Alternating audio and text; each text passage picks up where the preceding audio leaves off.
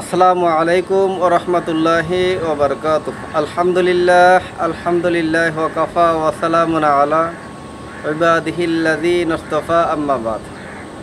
সম্মানিত দিনদার ভাই বোনেরা, আজকে আবারও একটি সুন্দর তদবির নিয়ে উপস্থিত হলাম। যে তদবিরটি হচ্ছে একমাত্র জিনভূতকে দূর করার জন্য।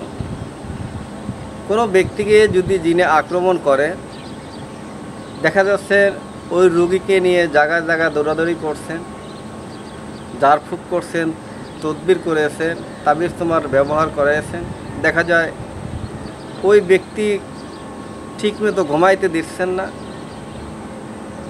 দেখা যায়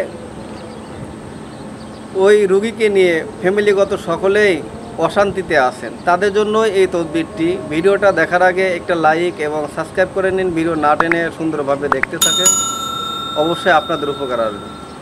যে সম্মানিত দিনদার ভাই বোনেরা, যদি কোনো ব্যক্তির এরকম প্রবলেম থাকে যে না, যিনি আক্রমণ করেছে কোনো প্রকারেই সরাইতে পারছেন না, আপনি নিজ হাতে এই তদবিরটি লেখে আপনারা প্রয়োগ করতে পারেন, তাহলে জিনের হাত থেকে আপনারা রক্ষা পাবেন। সম্মানিত দিনদার ভাই বোনেরা, আজকের এই তদবিরটি খুবই পরীক্ষিত।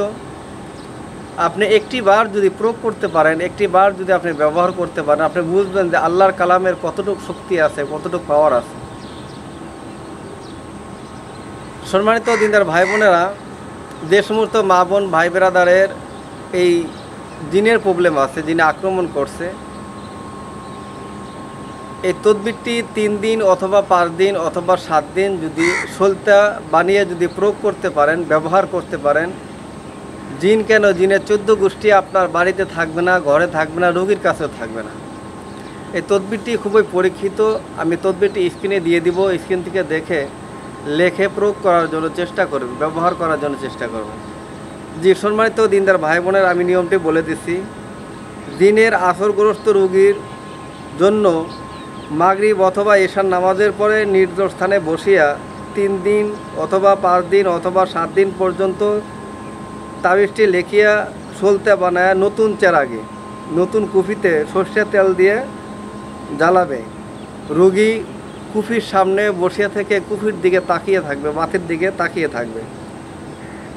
রোগী উহার প্রতি যখন দৃষ্টিপাত করবে, আল্লাহর রহমতে জিন ভাগিয়ে যাবে এবং রোগী সুস্থ হয়ে যাবে।